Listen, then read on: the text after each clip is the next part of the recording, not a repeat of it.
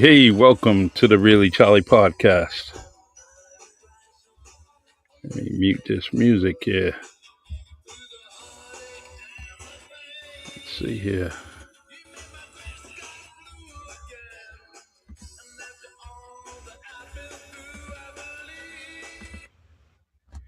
All right. Hey, welcome to the Really Charlie podcast.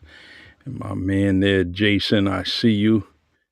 Let's see. I don't think we can, we got, let's try to invite you to video. Let's see what happens. Can you hear me, Jay?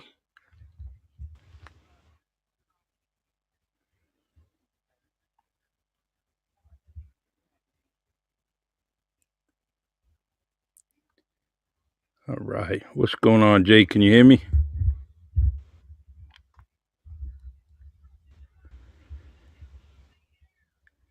There you go. I got no audio from you.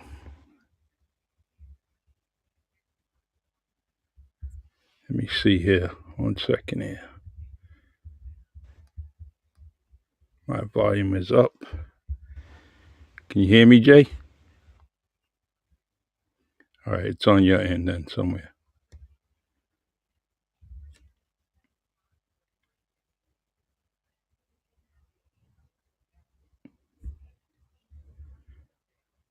Yeah, the stage. All right, everyone. We're gonna try to straighten this out real quick. And Jay is a local DJ here in the city. Jason Mello. Great dude. I am so happy to have him on the show. Um, and try to invite him again here. The one thing I like about him is he's just a decent dude, great family, and it's just amazing. The second time he's been on my podcast, and this is the first time he's been on since on Fireside. All right, Jay. Let's see. I write the video. All right. Can you hear me, Jason? I can hear you. All right. Okay. I I'll invited you accept to this. video, but if that's all right, there you are. Can you hear me? I can hear you. All right. We are cooking with chicken grease. Good to go. All right. So, everyone, this is my guest, Jason Mello, DJ Jason Mello, and Too much we flame have up there. There we been go. friends for a long, long time, and I just it's been a pleasure knowing you, and I just wanted you to come on Fireside because I knew you would be that dude, that go to dude to come on and just talk about whatever. I mainly want to talk about your profession and what you're doing, and it's Fireside is just amazing. We have so many Yeah. things that are going on here, and Right. and I like it because we can react and do many things here on. Somebody if they don't like you, they give you a turd. If you know they give you applause like that. There's a Right. different Right. Right. Right. party sounds like it's all good. See, so there's many Yeah. things that we do here. So right now, Yeah. I what That's I cool. did is I shared the YouTube video, so it's on Facebook. For your Yeah. friends, there's also a link. So if anybody Yeah. wants to join in, they can click on that link and come to the bottom of the screen and be in the audience with us. So, all right. For me, I think I know why you started into music and DJing. But give me some of your inspiration and what caused you, or what made you go that route. Well, it started with my dad. You probably know. I mean, my father got into it because there was a need for it in his school, as he was a professional photographer, and he really loved music too. And he was at one of the area junior high schools, and there was a need for it, and he just started dances. And it took off from there. He did a lot of the area youth groups, whether it be South End and New Bedford, West End. He did down in the down in the Mattapoisett and Marion area. He went all over them. So as a little kid, I tagged along, Okay. and I became his little shadow. Yep. It's it's amazing that how we all want to do something that our parents are doing. Maybe not all of it, but some of it. In your case, you're DJing. Your wonderful sister Sarah, she DJ'd for me also. When I Mm-hmm. was running for mayor, and the Right. one Right. thing, Right. yeah, the one thing that you both have is the personality to be behind. You know, as we said, the turntables or the disc, whatever. That's you definitely have it. Your sister has it. Your dad, I knew he was one, but I never seen him, perform. So I'm assuming that you guys had a head start on everybody. I also want to say hello to Well. Ginger down there. Yeah. We Ginger Hi, just Ginger. joined us. Yes, we got Becky. Hi, Becky. How you doing? Thanks for joining us. So, well, she left. And that's the thing about Fireside. People just click on things and they say, "Oh, this ain't the show for me," or they clicked on the wrong show. The wrong one. Yeah. Right. Um. Right.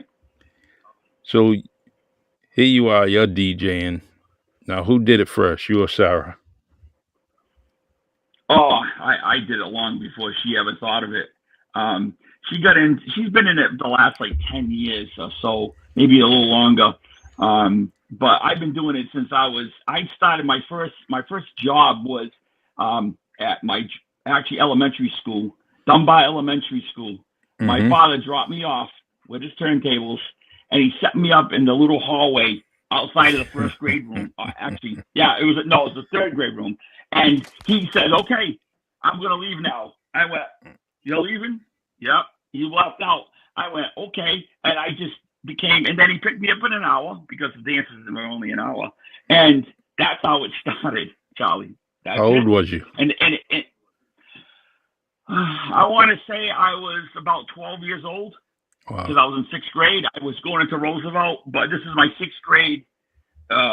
It was my sixth grade like social type of Mm-hmm. thing, like end of the year dance. Yeah, And he says, "No, time for you to cut your teeth," and that's what he did. Wax in front of me, wax in back of me. He lugged it all in for me, and I was only a little kid, and I went to work, and that's how it started. that's very nice. Thing, two of my kids went to Dunbar, so I Um, know what you're talking about with the school. It's actually sad that it's just sitting there, you know. I know, great school, great school. What me taught me a lot, great teachers. Yeah, yeah. It's the so as you're DJing and you have all your friends around you, was there a little girl that you liked in there that was looking at you and all impressed, you know? No, no, I wasn't. I wasn't back then. I really had no interest in girls. I was Just more into like army men, hot wheels, playing outside, my bikes. I didn't have that girl crazy. I wasn't back then in the late '70s. I wasn't really I guess you could call it a ladies man. I did my thing. I was an outdoors guy in the dirt. Didn't really do the lady scene, but it was cool for me because it really got me to like really do what my dad was doing, and it was really fun. So, it's actually that's a great age. I remember some of my friends and we were, you know, he would get the old neighborhood milk crates and or the bigger boxes, you know, the banana boxes, and we would put the mhm. albums in there, and I would, you know, Oh yeah. kind of cart them to different houses, and one of my friends would be DJing and doing something, and Mhm. it it's amazing now that Oh, the DJs now I mean you're still life, doing it, but they don't realize life how years easy it away. is, you know. Oh my, Jolly, they don't. I mean, I don't blame them because they weren't around then. I mean, I'm very lucky to see both sides of it because I can see the hard work that was put in beforehand with the crates and the 12s and the 12 inch and the 33s and all those big heavy wooden cases of 45s to now where I just walk in with a laptop. Um, I'm a little more than a laptop, but it's an iPad off the cloud. Hmm. It's incredible where it's come. And I built that all the way through the years where CDs, mini discs, the whole 9 yards. I've been through it all. So it's a nice change, but It is and I'm glad that you transitioned. You know, you went from the vinyl to probably to the cassettes and onto CDs, and now you're where yeah, you're at. You know, and the one thing I like is that I think about over 3,000 songs. You know, and it's just right here in mhm, my laptop or in a USB. right, And when I go to the right, radio station, everything's right there. If anything, right. whether, Yeah, I'm linking onto one of the different platforms, if something goes wrong with that, I just have a USB with so much songs that, yeah, is it's definitely crazy. going to take up 3 hours that I'm on the air. Yeah, oh yeah, yeah. So I want to Um, keep on going because I really want to give somebody a shout out because sure. this gentleman springboarded my career into where I am today, and it's not my dad. So I get I get through my teenage years, and of course I do some high school dances. And I know that through the years, high school dances were very popular, and it was great. I learned to like really facilitate music then, read a dance floor. I got into like where, I don't know if you heard the WAF dances back in the day. They started in Marion, and then my father moved them to like the Mattapoisett WAF. Mudgy Tavaz was the gentleman who instituted those dances. He saw a need for it throughout the area, where whether you be the Tri-Town kids or you were Wareham or you were from New Bedford or Kushner, wherever you're from, they started those dances on the WAF outside in the summertime on Thursday nights. That's where I really cut my teeth. But there was one guy who, when I got into after high school and I became a correction officer, there was one guy who's very instrumental in getting me where I was and taught me professionalism and where I am today, and it's Donnie Hunt. Very I worked nice. for City Lights for 9 years.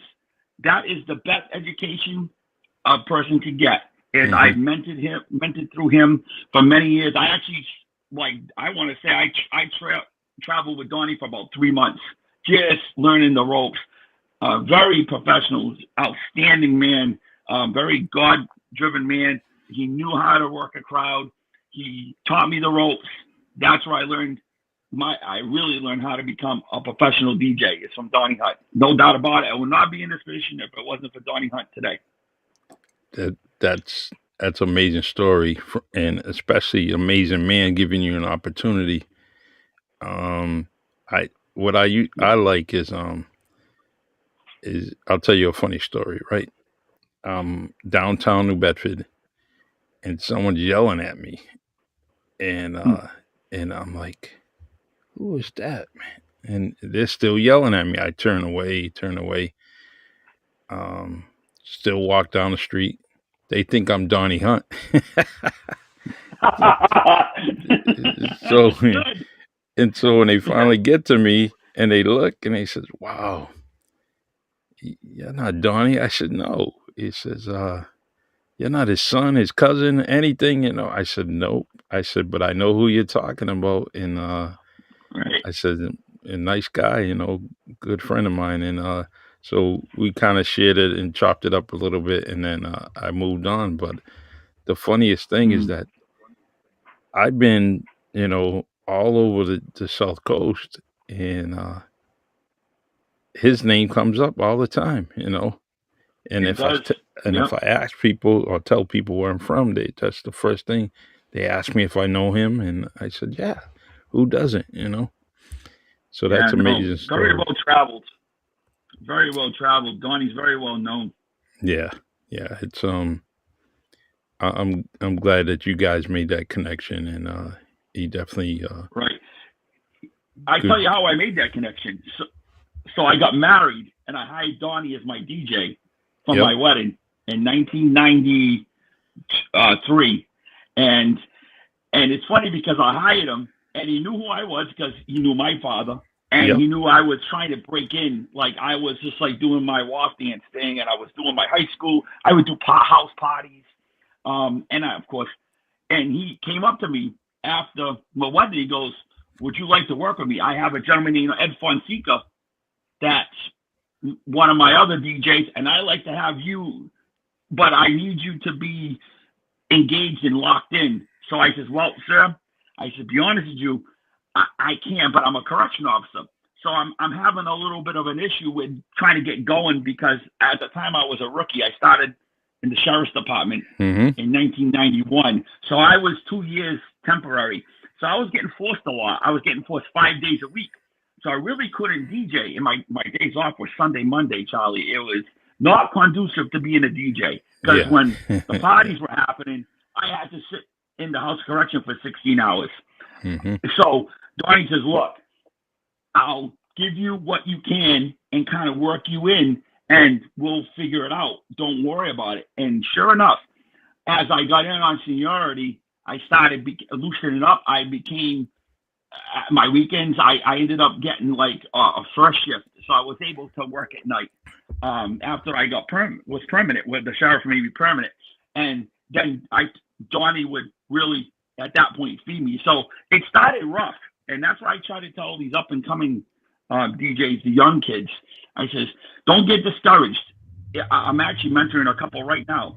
Don't get discouraged, and don't try to start too fast, because you need to gradually work your way up the ladder.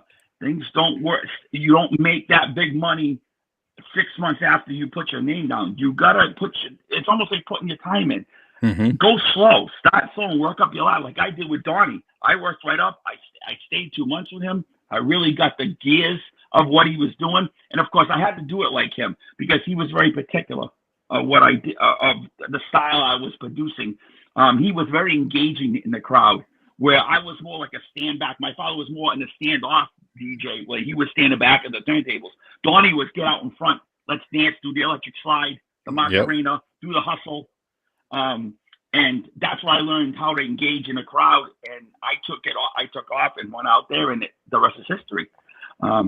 But that challenging 4 years for me. I had having a new daughter. I had a newborn. So there was a lot of things happening. Then I ended up getting divorced after. It was so tough because it was a very challenging. And I tell these young guys, you got to start slow and work up, and eventually someday you will break into that and get out, into the field, But you got to learn first and go slow for what you do. True. It's you know, uh, little over a year and a half ago, going to WMB1 radio, is learning all those different things, and that was something on my bucket list that I wanted to do, and B Mags Yeah. gave me that opportunity, and but that's one thing about his Mm-hmm. family, similar to yours, they got taught a craft, and they were very cordial to the community, doing different things, trying to help out, get their name out, and Mm-hmm. they haven't forgotten it. So when it came to situation Mm-hmm. where I asked, and he said, "Yeah, as long as you're committed to it," and I've been Right. committed to it ever since. And but Yeah, that's great. I mean, you're following it, and that's great, Charlie. yeah, especially just learning. People don't realize that it's just not selecting music and and playing Right. things. There's electronics, there's technology, there's a lot of things that you have to be, you know, uh, you got to be intelligent about, because you can't just go in and think that you can just press buttons and you're going to be okay. Uh, what if you can you tell me a funny wedding story? Um, I had there was one down at the Cape. I was Hmm. down in the Cape. I was at Pomfret Inn way back in the day, and this bride and groom was from Texas. They came up and they were coming for a destination wedding on the Cape, and it was a really hot day. It had to be August, and it was actually a wedding that Donnie gave me. And so what happened was the bride and groom drinking. They were drinking, having a good time. They got a little too much. So long story short, it got to the cake, and the Yep. cake was already kind of like the room was like a I see it today. It's almost like a greenhouse. So it was like warm. The cake was kind of like drooping a little bit. But the bride and groom go to cut the cake. So I start the ceremony. Bride back in those days it was bride cuts the cake. Hmm. High hold the Dario. All right, the bride feeds the groom. Bride feeds the groom. Okay. Oh, it's got his nose. It was the Yep. frosting. Okay. All of a sudden, the groom takes his cake. I saw it in his eyes, Charlie. It looked like the devil. He went Yep. like this, and he went wham. All you Wow. heard is silence. I Yep. went, and the whole room went silent. My song's playing. All of a sudden, the bride runs out crying. Yep. Wedding is over. She didn't come Wow. back. She did not. The wedding was over. The mother and father were upset. The whole family had come from Texas. I spent all this money on a destination wedding, and everything was over. I don't know if they lasted and survived, though, if they got divorced. But the wedding was over. We didn't even get to dancing. It was Oh done. my It was God. over. Yeah. Ay, ay, ay. One of That's the a terrible scene. That was a story. It'll stick with me. This had to be mid 90s. Um, that's you know, I remember sweating my tuxedo that day. It was so warm because the air conditioner wasn't penetrating the greenhouse where they were hmm all having this wedding. So yeah, it's that was a amazing. story. It, I mean, that's the wedding is supposed to be the most special, and that's when you see your wife. You got stars in your eyes. You just want to be gentle and sweet, and Mm, I don't right. I don't know what caused that man to do that, but It could have been alcohol, Charlie. Alcohol is yeah. a funny thing to people sometimes that they get, and he didn't take it as a funny gesture. He may have, got it a little on his nose, but she got jammed, and he just put her face right into it. I'm like, wow, that's it's crazy. But those, that doesn't happen often, but it did happen that day. I felt bad for everybody. I really felt bad for the parents and everybody who just spent all that money, and it just didn't happen. Well, yeah, I don't know. I guess she got her cake and ate it too, but She did, absolutely did. the Yep. when you go to weddings, you meet different people, and they don't forget you. I don't forget. My DJ. He had passed away, Mhm. but I still remember him, was a dear friend from the neighborhood. Um, and the craziest thing is that particular day in my wedding, I took one picture of him, really maybe two. So Mhm. someone else did. And I cherish that picture so much because he was just a good Nice. dude, man. Right. He was just amazing, and everything that he did, he just, played all the Mhm. right music. It's not like we had a Right. big old Right. playlist for him, Mhm. other than just, our wedding song, and but everything else he played, and it's like you said, how to read the crowd, and he did. And he just read the crowd. He did all kinds of things. There was a band there. He kind of played off them, let them play a little bit, and so it was nice. Right. It was nice. Yeah. The Right. Funny story about Brian Mag, B Mag as I call him. I Yep. actually spied on him one day at the social club. Me and I was David Hellman, Bobby Johnson. We were at the jail. We went down afterwards for Friday. Scott Rose, a little transition. Did Hmm. the edge up, and Brian Magnus over there playing and singing a corner, and Franny Haddix is over by the bar, Yep. and I go, hey Franny, man, can I play here sometime, man? I love this music. I love it. He goes, yeah, we'll see, but I think Brian's got it locked up. So I said, okay. So I go sit, and I just sat back, and I just sat there almost for 2 hours listening to Brian play, and his music was fantastic. I never tell him this, but I did spy on him at one time because Yeah. I was enamored by how he would beat match back in the day, and those are things that I was always learning. I'm learning today, but Yeah. back then I was like a sponge. I looked to see other guys and what they were doing, and really like absorb things. So he was one of my kind of he's a little older than me, but he was kind of like oh my god, he's like God to me. Brian Yeah. he was Yeah. always a New Bedford DJ, and he did some great things. He's So yeah, he's could clearly have a degree in music and DJing. He's just he does. He does. does he's on point about a lot of things, and he's way ahead of the game. Stuff you don't think about, Mm-hmm. he's definitely on it, Yeah. and that's what I like. He shared and taught me a lot of things that, especially some of the stuff that I didn't have on my laptop, that he was Mm-hmm. able to, help me with. So great. Mm-hmm. In fact, one day, if you're ever available and on a Tuesday night, you want to sit down with me and bring your own laptop. We'll hook it up right to the system, and boom, play your own music. We'll have fun with it. But It's funny. Back in late not eight not 80s 88 89, I used to do phone 107 on Purchase Street with Greg Emmons. I used to sit in when they first initiated Fun 107 way hmm back in the day. Actually, I got in the studio. I did like some of the odd jobs.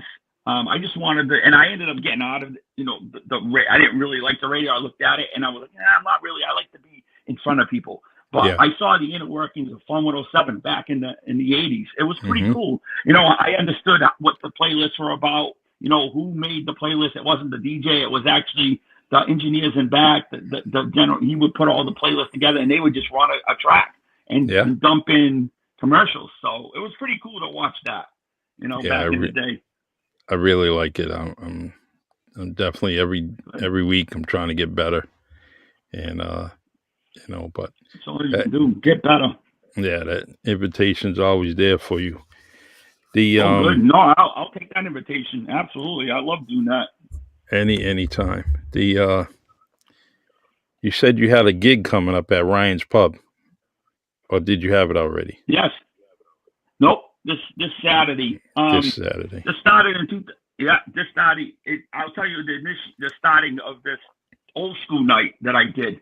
In 2006, Mike Pimentel, the Pimentels came to me at Smugglers and said they was closed at the time, and they were just about ready to close, and they were like, "Hey, we love to see.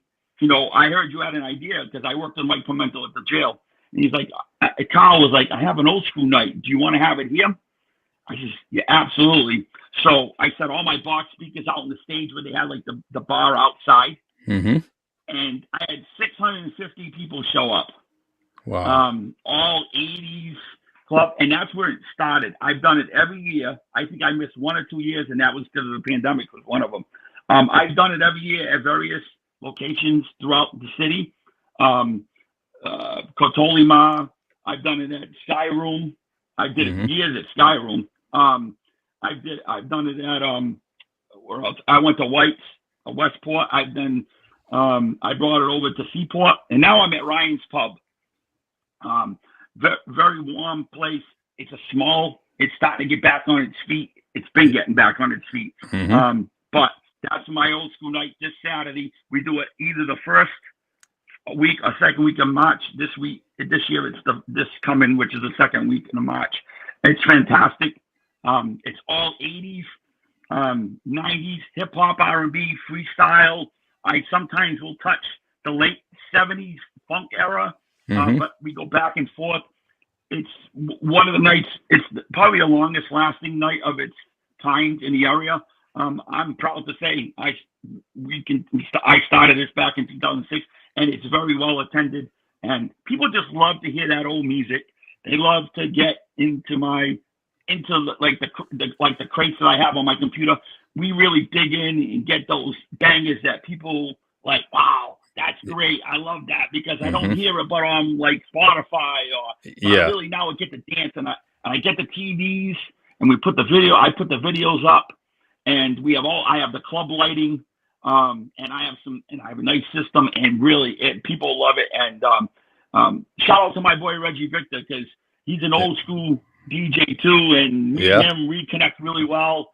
And he gives me some. I listen to his like stuff that he puts on, and I kind of get I gotta play this next Mm-hmm. Saturday. So it's a great way, and we're having this.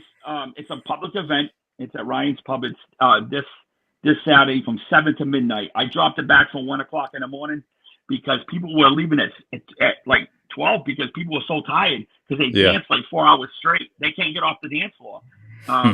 So it's 7 to, and it's a cover charge. It's 15. You can buy tickets in advance on Eventbrite by going to my page, DJ Jason Mello. Jason Mello Digital DJ, 15, and then 20 at the door. It's just to cover my expenses because I got to pay people to man the door, a little security. We never have any trouble there. So it's a great night. It really is. People look forward to this night. I actually said I was going to stop it, and I got like threats. Don't you stop this? No way. Once you stop it, it's over. I'm like, yeah, I know.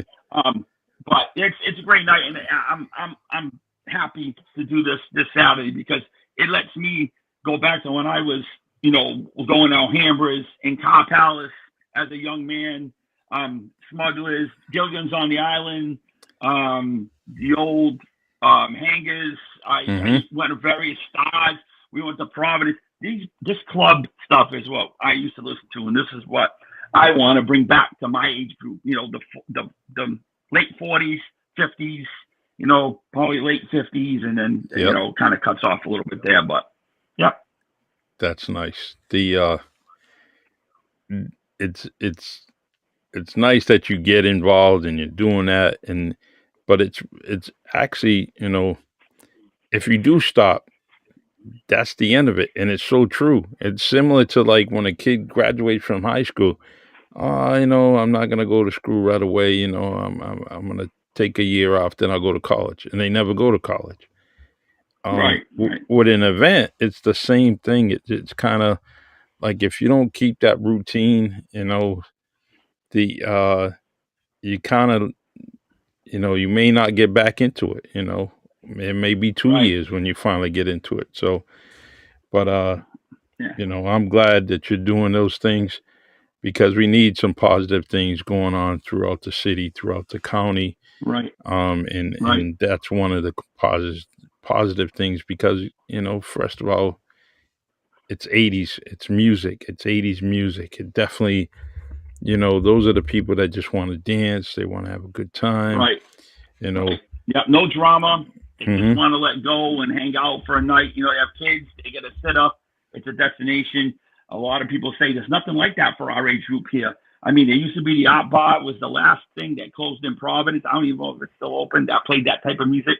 I Hmm. There's bands that do it like Real Deal. I love Real Deal. I Yeah, was a groupie at one point. I love Real Deal. Chasing them around. I love to listen to their stuff.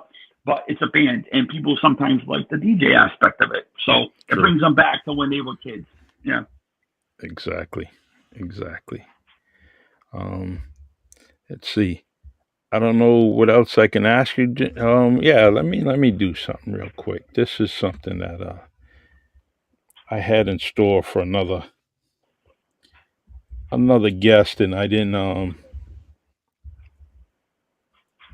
do it only because we had to reschedule the podcast. And Right. That's another thing I got into is in New Bedford High School. I've been doing that since 2011, since I retired from the prison. I'm actually the public address announcer for New Bedford High School. You'll hear me basketball games. I do softball, Harry Lowe softball games, John Seeds baseball games. The kids love it. I do it like a college atmosphere. It's like a UMass Dartmouth hmm. type of deal with announcing. Bring it. There's no other high school in this area that brings music and announcing like I do. No one. I've been to all the gyms. Nobody does it like I do, and I really the kids love it. I mean, I work at New Bedford, as you know, as a security. And I Yep. work the front door, and they say, Mr. Mello, man, we need you at our game. Will you hype us up? You know the music, and Yep. I stay young, and that's something that I've gone into. I mean, I started coaching with Tom Coffey there, but then he left and became the AD, and I got out, and then I became the public address announcer. So I love that. It's my passion. That's why we unfortunately canceled the podcast last week because New Bedford Yeah. I was in the tournament and they got a home game. So Yeah. I have to show up for my kids, for my boys. It's true. Hey, that's you could put me on hold for any time, any place, especially when it's because of New Bedford High School, and it's school I love, and the kids I love. So if that's Yeah, the reason why we're not doing a podcast, I'm very very happy. So yeah. I let love the me kids. Love the kids there. let me see. Let me ask you a couple of these trivia questions here, Jay. Uh oh. Uh oh. All Put right, me on the let's see spot. here. The this isn't the questions that I had in store for my other guest, but it does the trick. It's question is, when was the term R&B music first introduced? In the 1940s, 1950s, or around the 60s? I would say it had to be late 50s, early 60s. That's when the inception of the doo-wop and Motown came in. Yeah. And I want to say, Early 60s. It had to yeah, be, yeah, because that's it says, around 1940s, which I remember really. this. Yeah, there was this older gentleman, and he had to he I can't think of his name right now, but he wanted to create a genre for the black musicians, the black artists, Hmm. because as he says, in 1940s, and he came up with rhythm and blues, and Hmm. Okay. Yeah, so I rhythm and remember blues. that. Yeah. I remember, yeah. So it actually, I think there was one time, probably. just before that, they were thinking about it, and it didn't happen until this guy came around, and then he came up with something. All right. Gotcha. What was the first album for Destiny's Child? Destiny's Child, 8 Days of I Christmas, say or my. The Writing on the Wall? What was the first one? Destiny's Child, 8 Days It was of Destiny. Christmas, or The Writing on the Wall? I think it was self-titled Destiny's Child, right? I think so. Yep, you're right. Destiny's Child. You got it. Say My Name Uh, was one of their first big hits. yeah, let me see. We're going to try one more. And if I had the other questions, we would have switched it around with all genres, you know. It had all Uh kinds. huh. I had about 10 questions, and they were all over rock and roll, R&B, hip hop. Yeah, that's a true test of a real professional DJ. You got to know all your genres.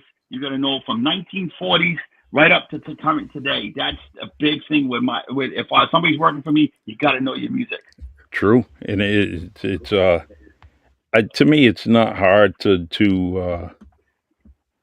not to learn. I mean, who doesn't enjoy Right? music, you know? So, Nope. um, and I think it was Jamie Foxx and Ray Charles, and they were saying that, you know, a true artist. I think it was that. I know Jamie Foxx was involved. He said, but a true music person is going to listen. He's not listening to the lyrics. He listens to the beats, and Mm-hmm. I do that with a lot of music that I listen to. Is especially with the sound of the guitar and the piano and Mm-hmm. um, drums, all that. That's what I'm listening to, and Right. then and then later on, I'm catching up with the lyrics and stuff like that.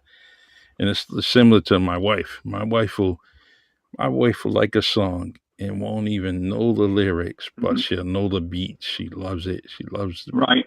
and Yeah. I said, "Are you listening to that song?" She's like, "No." She said, "I just like the beat." So Yeah. Right. Right. Right. let's see. This is the last question. Which musical instrument does Alicia Keys often play? Electric guitar, piano, violin. Well, I would say the obvious one would be piano. Yeah, you That got would it. be the obvious one. Yeah, that Yeah, was the piano. that Yeah, was a softball pitch, and you hit it over center yeah, it field. was. It was. It was. So I'm going to go this direction. Now more of a wedding DJ than anything. Yep. That's where I cut my teeth. You see all my stuff all over. I do weddings. I do about 70 a year.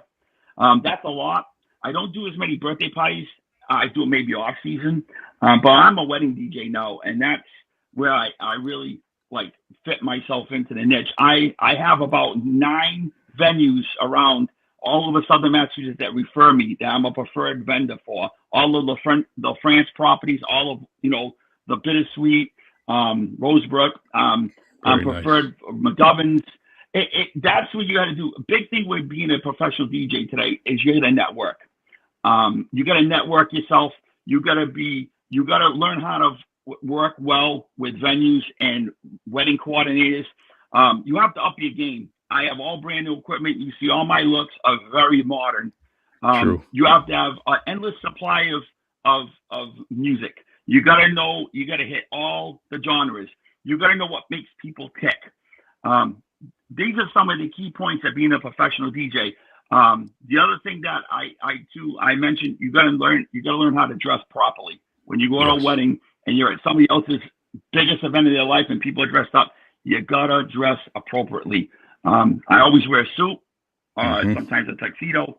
I don't dress down because I rarely do, and if it's because I was told by the bride and groom, this is the way I want you to dress. Yeah. And that's it's a good way to be because it's almost like you're going into a job interview every time I go to do a wedding and I'm in front of 150, maybe 75 people, maybe 200. You're at a job interview. You got eyes all over you because there's prospective clients out in that crowd that are looking at you. They say, "Geez, I want him to be my wedding DJ." And if you hit it out of the park, I can get 5 calls just because these couples are engaged saying, "I want him," and That's how you build your clientele. That's how you bring more and more, and that's how I've gotten up to 70 a year by doing this. So true. Also by education. But also by education, I go to DJ shows. I go to Las Vegas. I go to the Met show. I go to Atlantic City. I've been to all these DJ trade shows where I go to class to speak correctly. I go to like almost like you perform in front of our peers. They Hmm. critique you. These are all things that I do. People don't see. They don't think, oh, well, he just cuts up there and pushes a button, like you said before. I don't do that. I go, Yeah. I, I get education and bring it back to my clients. This is how I do things. I actually do all my stuff, Charlie, on an app now. All my brides have this app, and they get Yep. this app, and they put all their playlists on here. This is a game changer in our industry. I found this at a wedding show, one of the wedding expos in Vegas that I went to 5 years ago. I can't live without this. It's so crucial to get every aspect of a wedding correct every time you get in front of people. The DJ, can make or break that day. It's not like I can miss a beat mixing or I play the wrong song. No, this is like, pronunciations of names, very important. Yes. It's funny, Charlie. People say that when I get on a mic, I change. I change everything. I talk slower. People can Hmm. understand me. It's funny because when I don't, I'm very high strung. I'm like, oh, I'm really, I'm a very intense person. I think it's, just my nature. But when I get in front of a mic, they go, wow, Jay, you're like a totally different person. It's like you become DJ Jason Mello. Yep. But that's when it's like I perform every weekend, sometimes 3 weddings a weekend, sometimes I have 4. I traveled all over New England. I've been on 4 weddings. The syndicate program for TLC, the 4 weddings. I've been on that. I've been at the Whalen Museum. I performed in front of the Kennedys. I Very performed for nice. Ted Kennedy and Rose Kennedy down at the compound. I actually opened up a new for Kool and the Gang right before Kool and the Gang came on. I was out there, the Pan Man Challenge. I actually was DJing before Kool and the Gang came on. I actually looked over and watched them like Oh man. practice. So it's pretty Nice. cool. I've done a lot with this DJ stuff. It's it's it's brought me to levels that, man, it's a passion for me. And me being retired for the last 12 years, it really I really got into it. Opened up my own business. I had actually a storefront in Fairhaven for a while. I had to shut that down because of the pandemic. Now everybody wants to do a Zoom, like Wow. fireside chat. So not a lot of brides want to come in front of me. They all want to Zoom, and then we'll go from there. But also too, I want to add, because I know this maybe some newcomers, DJs wise, very important to get on these platforms. Back when I started, it was phone book, phone Hmm. book. Yellow pages. You have that red ad in the book to stand Yep. out with all the rest. Well, now I have a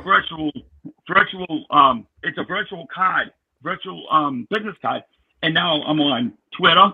I'm on well, Twitter's not really a DJ. It is, but it isn't.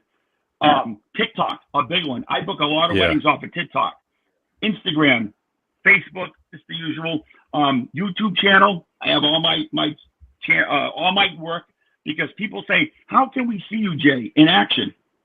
I can't invite you to a person's wedding because that's a private, that's a private event.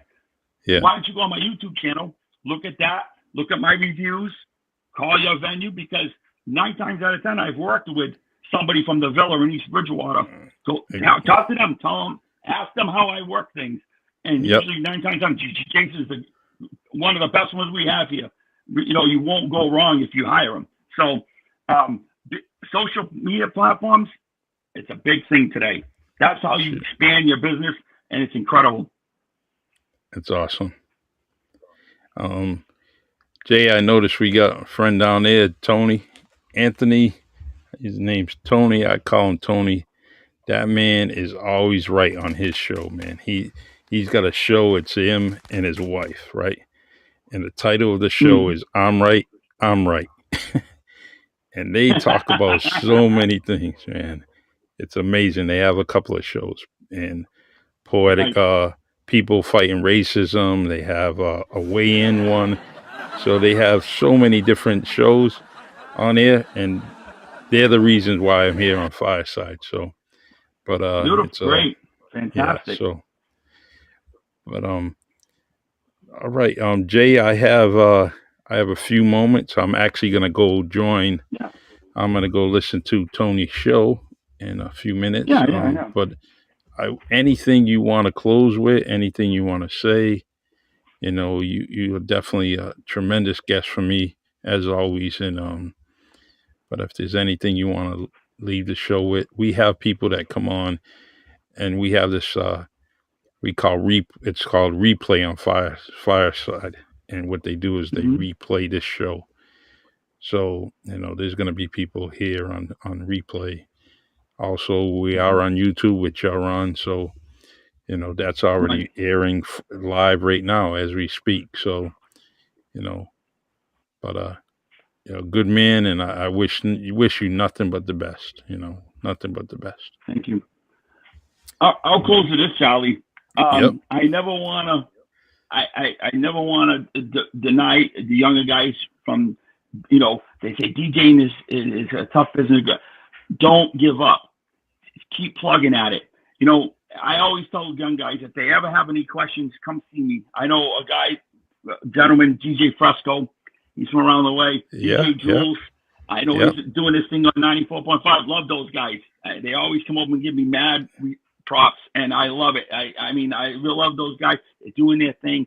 Those guys got to keep pushing the envelope, man. I know a Yes. lot of guys breaking in to that area. Don't ever give up. Do your thing. Don't let anybody tell you you can't do a wedding. If any of those guys have any questions, I'm more than happy to help them out. I'm all about, I'm on my side of my career where I'm not at the beginning. I'm kind of cascading down, but I'm always here to help the young guys if they need it. And to try to give them some business tips, DJing if they want to get into weddings. But I always appreciate the young guys coming up because they're going to be they're going to be the guys in about 15 years that are at that peak. They're really at the Yeah. peak. They're young, but I always let them know that never give up on being a DJ. Just keep popping and just learn a little bit at a time, and to get to that height, and you'll make you. And it's all about, it's a passion, but we also make money. This is my full Yeah. time job. So, and I Awesome. always tell them, just keep plugging, man, keep plugging. But I appreciate you having me on, Charlie. As usual, 2 years ago we were talking politics. Now we're Yeah. talking DJing. So, That's no matter what, as long as I'm having a conversation with you, that's good. And you know, proud of you. Keep up the good work, especially for you and your family name. Keep on doing what you're doing. Um, and people notice. We all notice how good you are. So keep it up, and I appreciate you. hey, if you ever decide to renew the vows, I'm a justice of the peace now. I'm justice of the peace of the state of Massachusetts. So if you ever want to renew your vows, Charlie, I can do it now. Sounds like a plan. I can have you renew my vows. I can have you That's DJ. it, man. We'll do everything. But Jack of I'm all only trades, master of none. I'm only I'm only good for one dance. My I wife hear you. needs a I hear dancing you. partner. I gotcha. So No, but I do renewal vows and everything. So if you've been married so long and you want to renew the vows, I do that too. Yeah, I do it all. I have to. It's called yeah, making yourself branch out and do make giving yourself different avenues to work. And again, that's another with the young guys. Make yourself new ways to invent yourself. So so true. I know you got to go, Charlie. So Hey, you're great dude, and we can do this anytime, no matter what. Even if you know a friend that wants to come on the podcast, just get in touch with me, and we can do anything. You know, uh, I'm always looking for guests every single week. I mean, I have tons of them. My list goes all the way up until October. But I squeeze oh wow. people in here and I squeeze people in to try to get them on the podcast. And but I Well, have I appreciate you squeezing me in. So no, you're locked in. You're not squeezed in. You're locked in. Anytime you want to come on here, you're Well, I here. appreciate that. I All appreciate right, that. my So friend. yeah, I hope to see everybody Saturday night. Come on down if you're not doing anything. Come out and hear some good '80s R&B, hip hop, freestyle. Come on down. I'll be there banging them out left and right. So come on down. Awesome, awesome. And I'm gonna share that event with you. I mean, on my social media, so people can get there. I appreciate that. In fact, I think Yeah. All right. DJ Fresco has something on Friday. I think too. At the I believe he does. yeah, and I want to go to recite some poetry, but I don't know if I'm gonna be able to make it. Yeah. So Also, the Felix Brown band is at the Vault too uh, on Friday. Yeah, mm, Felix Brown. I just saw the advertisement. I like the Felix Brown band. It's good. They're very really good. nice, So, very but nice. anyway, all right, Charlie. Good to talk to you, man. Always a Thank you, pleasure. brother. Love you. Love you too, bro. You take care. All right. All right, you too. Have a good day. All You right. too. Bye bye. Bye. All right. Awesome. That's my man, Jason Mello. Definitely a great guy, doing his thing, keeping that family tradition going. And I wanted him to come on just so he can kind of just tell his story, as he knows it. And if you're not telling your story, someone else is going to tell it. And in this case, he was here and he was able to tell his story, doing some great things. And since the age of 12, as he said, it probably started a whole lot earlier than that, because you got to learn it. But all right, this is the Really Charlie podcast, and I will be back on next Wednesday. Right now, I have to confirm some things with a guest, but I will definitely be on next Wednesday. And I have a podcast on Friday, this Friday, on Facebook. I'm going to be doing one of my podcasts there because it's a local person. So I'll be on Friday night. All right, everyone. Thank you. I appreciate you, everyone here on Fireside, whether you're here now or you're going to listen to us on the replay. I appreciate you. And if you want to come on the Really Charlie podcast, just send me an email, reallycharliepodcast@gmail.com. Take care and have a great, great night.